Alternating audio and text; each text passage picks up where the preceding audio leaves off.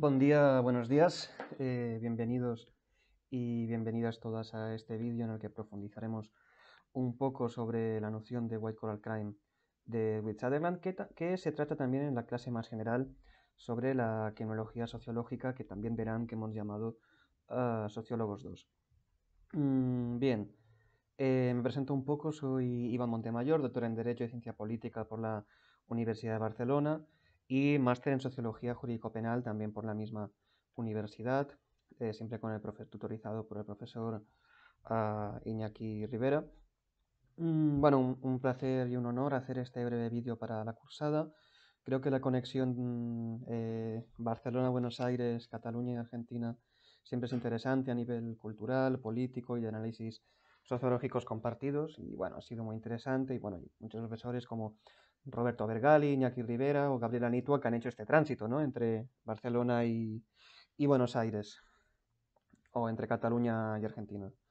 Bueno, será curioso. Yo les hablo desde la ciudad de Barcelona, a ustedes que están en Buenos Aires, y vamos a hablar de un sociólogo de Chicago, de los Estados Unidos. Es una triangulación curiosa, pero bueno, intentaremos que sea internacionalismo bien entendido. ¿Por qué es importante este autor y este concepto? Bueno, esa es la pregunta que intentaremos responder este ratito que estaremos aquí. Y a ver si les convenzo de por qué creo que es importante en la historia de los pensamientos criminológicos y que podemos recuperar también desde diferentes contextos, adaptándolo también a nuestra realidad actual, política, económica, social. Bueno, el día 27 de diciembre de 1939, Edwin Sutherland, que ojo, primera cosa, es un sociólogo, no es un jurista, y esto creo que va a marcar muchas cosas, dio un famoso discurso en la American Sociological Association de los Estados Unidos. En este discurso, recogido en un texto de 1940, el autor arremete contra toda la criminología anterior y es especialmente crítico con la estadística criminal. No sé si habrán hecho alguna asignatura o alguna cosa de estadística de los delitos, pero bueno, es muy habitual. Hoy en día, bueno, se siguen haciendo estas encuestas o estos repasos de las estadísticas a nivel de las ciudades, encuestas de seguridad, que las llaman y todo esto. Bueno, las estadísticas criminales describían y describen, podríamos decir, muchas veces los delitos callejeros, la delincuencia común, que a veces se dice, la que cometen las clases desposeídas, las clases populares o, bueno, o los estratos más bajos de la sociedad en sentido socioeconómico. Pero no dicen nada estas estadísticas de otro tipo de delito, ¿no? No dicen nada de las estafas, no dicen nada de la evasión de impuestos, no dicen nada de los sobornos, no dicen nada de la malversación de fondos, no dicen nada de, eh, de los delitos contra los derechos de los trabajadores y las trabajadoras. Entonces, Sutherland, al hacer esta crítica y decir, no estáis hablando de toda la delincuencia, estáis hablando solo de la delincuencia de las clases bajas, muestra su gran ironía que tenía al indicar que el mismo célebre mafioso Al Capone llamaba a estos asuntos los legitimate rackets, es decir, las estafas legítimas. Bueno, a ver, vamos a hacer un poco de contexto histórico porque quizá todo esto es un poco raro, si no. Estamos en los años 20, 30, principios de los 40, en los Estados Unidos. Estamos en este contexto histórico marcado por la ley seca y posteriormente por el crack del 29 y el New Deal, ¿no? Cuando llega Roosevelt y empieza a hacer una nueva política de intervención de los mercados, de aumento del poder de los sindicatos, de aumento del estado del bienestar, aumento de los impuestos a las clases altas, ¿no? Todo lo que fue el New Deal en los Estados Unidos, como un momento en que había una mayor sensibilidad, digamos, por los asuntos que tienen que ver con la justicia social, y habían visto de todo, Yo no sé si ustedes serán muy cinéfilos, pero yo voy a ir dando um, unas pequeñas referencias cinematográficas por si les hace más ameno también esta charla que les estoy dando. Para situarnos, podríamos pensar en la saga del Padrino, Podríamos pensar en Scarface, podríamos pensar también en Ciudadano Kane, pero sobre todo yo creo que para hablar de los años 20 y entender todo lo que habían vivido allá, con todo el desastre que supuso el crack del 29 y, y un poco el fin del American Dream, con la idea de que en Estados Unidos cualquiera podía llegar a volverse rico y todo esto, podríamos pensar en Danzad, Danzad Malditos, que es una película que muestra la auténtica miseria que se vive en Estados Unidos en esos momentos, y cómo había esa insistencia por intentar que las cosas siguieran avanzando. Es un concurso, ¿no?, en que todos tienen que seguir bailando, hay como patrocinadores, es una muestra de la desesperación absoluta de la crisis económica del 29, y aquí estamos, ¿no? También estamos les digo, El Padrino, Scarface, también es el momento del cine noir, de El halcón maltés, toda esta clase de cosas, ¿no? Todos estos detectives en blanco y negro, para entendernos. Todo ese mundo. Claro, ojo, y estamos en Chicago, estamos en Estados Unidos. Mientras pasa todo esto, en Europa tenemos el desarrollo de los fascismos, también de opciones revolucionarias. Es un contexto totalmente diferente, ¿no? Aquí en los años 30, pues bueno, tenemos toda la antesala de la Segunda Guerra Mundial, que no tiene nada que ver con lo que estos sociólogos de Chicago, como decíamos el otro día, realizan. Y hay un sentido común, diría, favorable a la justicia social, así como una ambigüedad entre los grandes mafiosos y los cárteles empresariales. Surgen las leyes antitrust para evitar los cárteles que inflan exageradamente los precios. La sociedad norteamericana se empieza a reflexionar sobre lo peligroso que podía hacer los excesos del capitalismo descontrolado. Empieza a haber una opinión popular contraria, digamos, a los excesos de las grandes corporaciones, ¿no? Al mismo tiempo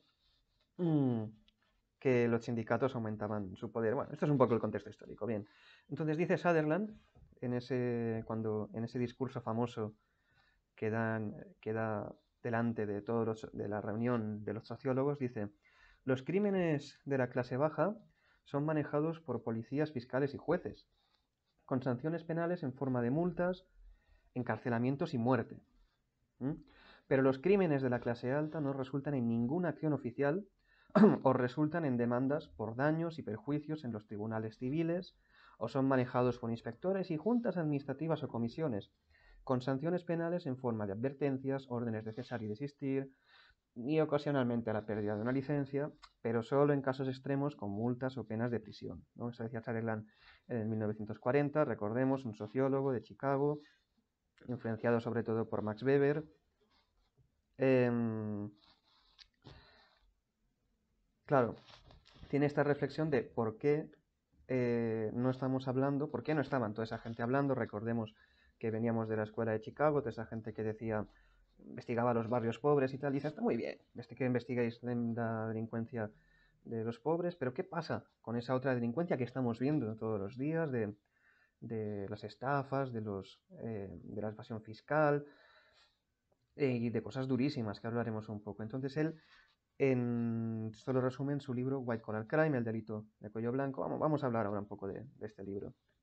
En este libro, el autor muestra un estudio que realiza sobre decenas, concretamente 70, si no 70, lo tengo aquí apuntado, sí, 70 grandes corporaciones de los Estados Unidos, que entrevistó durante 25 años y las estudia con ciencia, a través de entrevistas, de historias de vida y de estadísticas de procesos judiciales, de comisiones de investigación. Él lo quería saber todo sobre.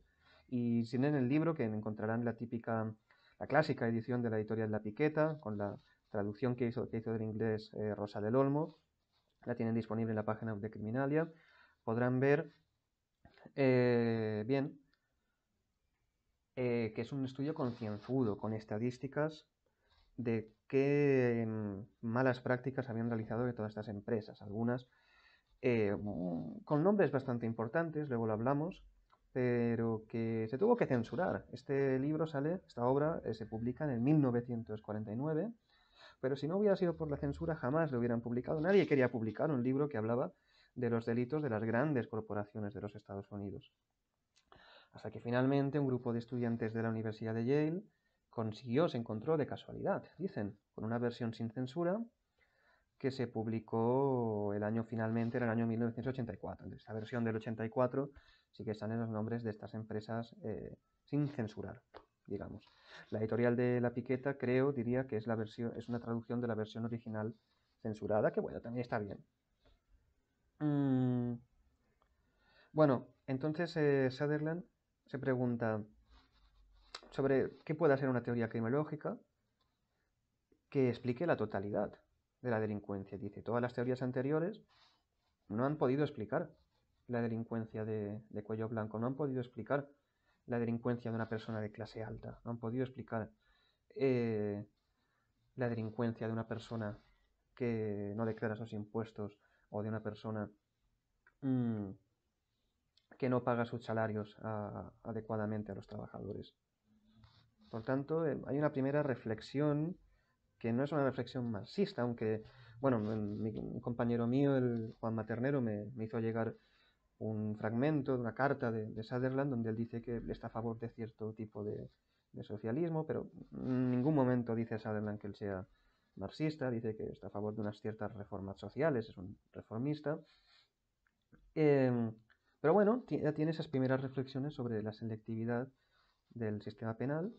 Dice, claro, hay gente que es carne de cañón, que es cliente habitual del sistema penal, pero estos señores y estas señoras que dirigen empresas o que tienen propiedades y que van muy bien vestidos, pues no parece que les pase nada. Aunque las propias leyes, por otra parte, tampoco les permitan hacer esto, sino que hay una especie de impunidad permitida, de oscuridad, de falta de poner el foco al sistema penal allí. Delitos tales, como íbamos diciendo, como dirá ser la malversación de fondos, el no pagar salarios adecuadamente, la evasión de impuestos, me interesa mucho, la contaminación de alimentos, bueno, y evidentemente todo lo que pasó durante la ley seca, que produjo una terrible corrupción en los ayuntamientos, en las policías locales, etc. Bueno, finalmente, después de hacer todo este análisis más descriptivo, más sobre todos los delitos que pudieran haber llevado estas 70 corporaciones de los Estados Unidos, en el apartado de interpretación, el autor concluye que el delincuente de cuello blanco ni es estigmatizado ni pierde estatus, porque ni él mismo ni el público lo definen a él con el tipo ideal de delincuente. Bueno, Sutherland, como suele explica la conducta delictiva a través del aprendizaje con otros miembros, ¿no? No está en el ADN, como podría decir, en el cráneo, ¿no? Como decía Lombroso, ni tiene una causa más allá de que tú le aprendes con un grupo de pares normalmente y aprendes, bueno, una serie de normas sociales diferentes a las del grupo comunitario, en las cuales hacer ese tipo de prácticas es corriente, ¿no? Y dice, la delincuencia de cuello blanco se realiza de forma organizada, o sea, no tiene nada que ver con la desorganización social, que podrían decir, ¿no? los de la escuela de Chicago, como Burgess and Park y tal, dicen, claro, la delincuencia es porque la sociedad está desorganizada y no puede socializar bien al individuo en las normas sociales. Y Sutherland dice, ¿no? Si justamente lo que pasa es que aquí están muy bien organizados en un tipo de cultura en el cual estas prácticas son corrientes y además se permiten y se jalean, ¿no? Es habitual y el que triunfa es el que hace este tipo de cosas, ¿no? Y hay el apoyo de la cultura del mundo de los negocios, ¿no? Que nos podríamos empezar a pensar qué es esto de la cultura del mundo de los negocios, qué valores tiene, son los mismos valores que el resto de la sociedad. Bueno, por tanto, el tipo de delincuente que Sutherland estudia no encaja con la idea de delincuente habitual y la que es socialmente establecida. Quizá en esto alguna gente dice lo que hace es adelantarse un poco a otro tipo de teóricos, que son los teóricos de la teoría del etiquetamiento. Entonces, los delincuentes de cuello blanco realizan sus actividades ilegales porque son ilegales, en el curso ordinario de su profesión. Y son personas de un elevado estatus social. O sea, son gente de clase alta. Claro, Sutherland está definiendo no solo el tipo de delito, sino el tipo de delincuente. Normalmente, estas personas no se definen a sí mismas como delincuentes, pero es que tampoco son tratadas judicialmente ni socialmente como si lo fueran, y es muy habitual que no haya unas penas muy elevadas para esta clase de conductas, ¿no? Y bueno, para ir avanzando un poco, yo quería centrarme en un aspecto que yo traté mucho en mi tesis doctoral y pues puede parecer interesante.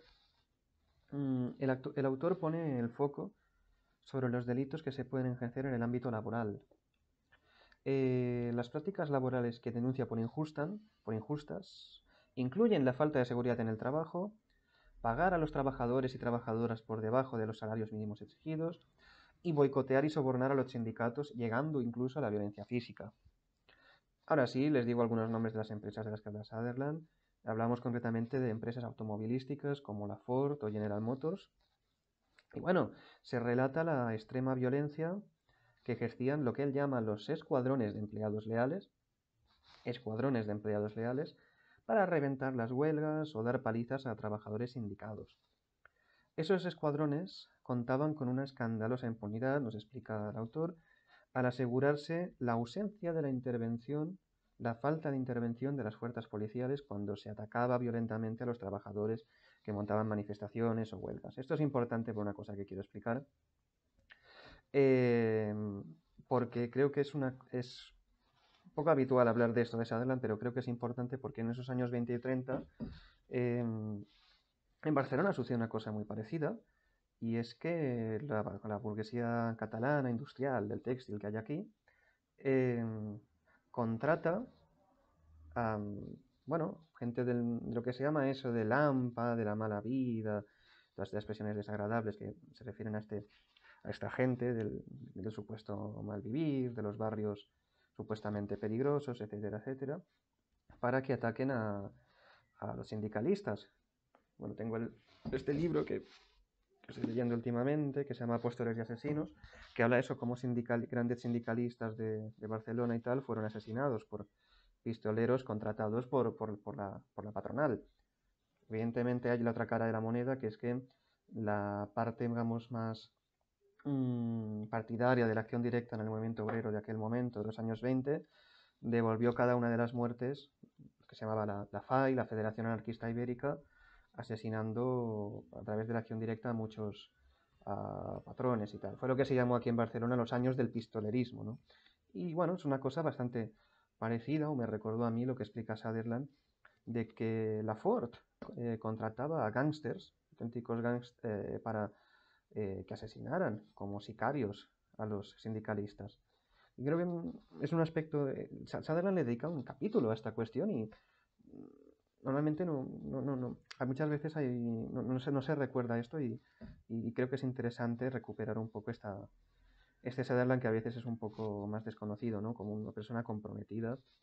Y bueno, y Zaffaroni en su libro también lo hace con él y con Merton, y es interesante de aprovechar estos textos que quizá nos quedan lejos, pero que tienen que ver con cosas que pueden pasar en la actualidad. Y bueno, otro caso extremo, y aquí quería abrir otro tema, es el de la United Fruit Company. Y lo quiero hacer un poco para situarme también en el contexto latinoamericano. Evidentemente ustedes saben mucho más que yo de su propio contexto y del poder que puedan tener los oligopolios transnacionales, como los llama Roberto Vergali. Pero bueno, les saco el tema por si les parece interesante. La United Fruit Company es conocida por la masacre de las bananeras en Colombia, el 6 de diciembre de 1928, en la localidad de Ciénaga. Tendremos más adelante una clase sobre el concepto de masacre, y así ya vamos introduciendo ejemplos. Los trabajadores de la empresa norteamericana se pusieron en huelga y no llegaron a un acuerdo con la patronal. Bueno, la United Fruit Company podría haber sido perfectamente una de estas empresas, 70 empresas que son en el libro de Sutherland. Pasa que era una empresa que actuaba en Latinoamérica, especialmente en Colombia, Venezuela, el Caribe, con el tema de la exportación especialmente de frutas, sobre todo de plátanos, de bananas, etcétera, hacia los Estados Unidos. Bueno, siguiendo con los ejemplos cinematográficos, hay un momento del Padrino 2, cuando Michael Corleone está en Cuba con otros empresarios. Él está como supuestamente como empresario del juego, ¿no? Aunque en realidad se trate de un mafioso. Y una de las empresas que sale allí es la United Fruit Company por los intereses que tenía esa empresa en Cuba antes de la revolución. Por eso, les digo, esta confusión, esta ambigüedad que hay en los años 20 o 30 entre los empresarios y los delincuentes, donde se empiezan a dar cuenta que quizá esa persona que se ha vuelto rica en pocos años, quizá no es por las cosas que nos creemos. Y bien, como que empieza a haber esta crítica y al haber ese crecimiento de la delincuencia empresarial, al mismo tiempo que hay un crecimiento de la delincuencia organizada. Bueno, la masacre de la United Fruit Company la realizó el ejército colombiano, dirigido por el general Carlos Cortés Vargas, que intervino disparando contra los huelguistas, por orden, para preservar, digamos, los intereses de la United Fruit Company, que no quería negociar una subida de salarios y una serie de reclamaciones que habían hecho los huelguistas. Claro, en este caso no hay pistoleros, no hay gángsters al servicio de la patronal, de los empresarios, sino que es el propio ejército de un Estado, más ni menos, los que se ponen a las órdenes de un oligopolio transnacional. Aquí hay algo más de lo que hemos hablado hasta ahora, y desde luego hay algo mucho más de lo que habla Sutherland en el libro, pero creo que lo podríamos introducir también. Aquí hay un cruce de caminos entre un Estado que viola derechos humanos contra su propia población y la delincuencia de cuello blanco que es producida por una empresa o por los gestores y gerentes de una empresa. Y esto creo que se va a repetir en el futuro. Va más allá de lo que habla Sutherland, pero tiene que ver con digamos, la intervención de estos extrapoderes legales que están fuera de la legalidad, los poderes extralegales, como dice Luigi Ferrajoli, que intervienen asimismo en ciertos aparatos del Estado, en este caso el ejército, ¿no? Porque se ve que se pudo demostrar que los generales colombianos que reprimieron a los huelguistas bananeros recibieron sobrepagos y recibieron ciertas prebendas por parte de la empresa. Bien,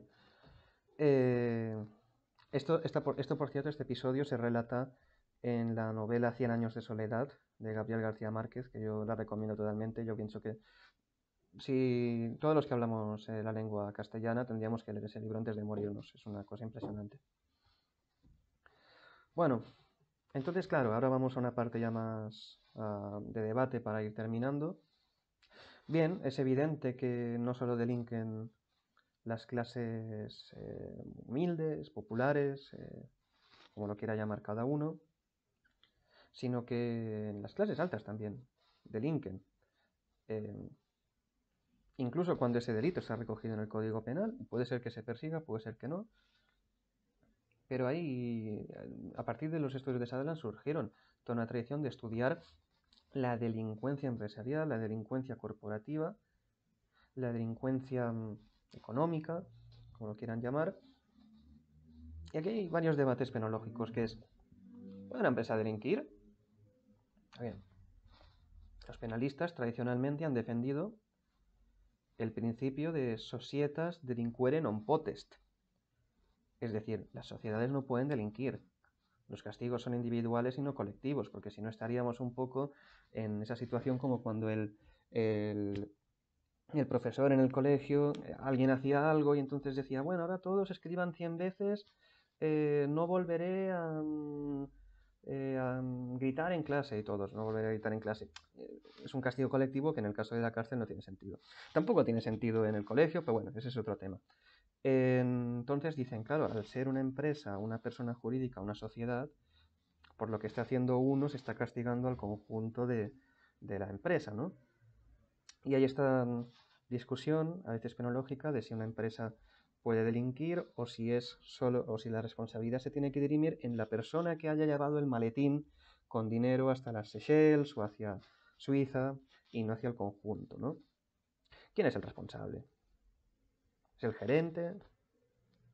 el propietario, los accionistas, o es que hay veces que hay una propia estructura que es totalmente organizada para delinquir, para vulnerar derechos laborales, para vulnerar las leyes tributarias, y son estructuras que se dedican simplemente a producir daño al final, sobre el resto, a contaminar también.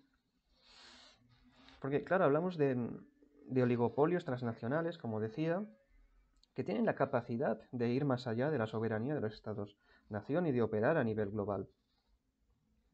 Bueno, sea como fuere, en algunos estados existe la figura de la responsabilidad de las personas jurídicas, es decir, que no solo las personas físicas, que se dice, sino las personas jurídicas, las sociedades, serían responsables y que eventualmente un juez, en algunos ordenamientos jurídicos, puede disolver una empresa si se da cuenta de que esa empresa es una herramienta que sirve para delinquir en diferentes tipos de delitos, que pueden no ser los habituales. Puede ser evasión fiscal, puede ser delitos medioambientales, que sería otro tema del que se habla bastante en los últimos tiempos por razones obvias.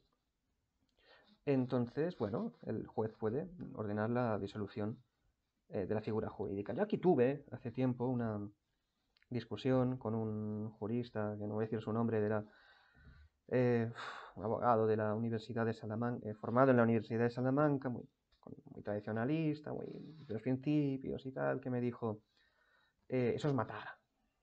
Matar. Sí, es matar porque al disolver una persona jurídica es lo mismo que es revivir la pena de muerte, ¿no? Decía dramáticamente, porque, claro, al disolver una persona jurídica es exactamente lo mismo que matar a una persona física, en el sentido de que tú estás extinguiendo una personalidad, estás afectando al fin de la existencia de un sujeto, en este caso de un sujeto colectivo como es una persona jurídica. Yo creo que no, que es un poco irse por las ramas, porque evidentemente no es lo mismo disolver una persona jurídica que la pena de muerte. La pena de muerte es una cosa muy seria que muchos estados en el mundo, por suerte, hemos conseguido que se prohíba. Y en cambio la disolución de la persona jurídica, pues bueno, no tiene la misma relevancia, no es el mismo tipo de castigo que la muerte. Bien, espero que les haya parecido interesante esta última parte penológica. Yo espero que les haya llamado la atención la figura de Edwin Sutherland. Como saben, pueden buscar el libro de White Collar Crime y ver qué se decía sobre todas las empresas de los Estados Unidos, y siempre partiendo de este contexto de los años 20 y 30, de la ley seca, del crack del 29, y entender la propuesta que hace al final Sutherland, que es no descuidar aquello que se suele descuidar, y entender también que las clases altas no deberían ser impunes tampoco, y que el sistema penal, aunque no lo diga quizás en estos términos, tiene tendencia a tener un tipo de clientela habitual, que suelen ser gente de una clase social determinada, y que hay una impunidad estructurada para según qué tipo de delitos que son más propios de las clases altas. Bueno, yo es como digo, espero que les haya parecido interesante y les haya llamado la atención. Bueno, cualquier cosa se pueden poner en contacto conmigo, con el resto del cuadro docente. Nada más, simplemente merci por escucharme, merci por aguantar hasta aquí esta media horita que llevamos. Cuídense mucho, les mando un abrazo desde el otro lado del océano. Un saludo.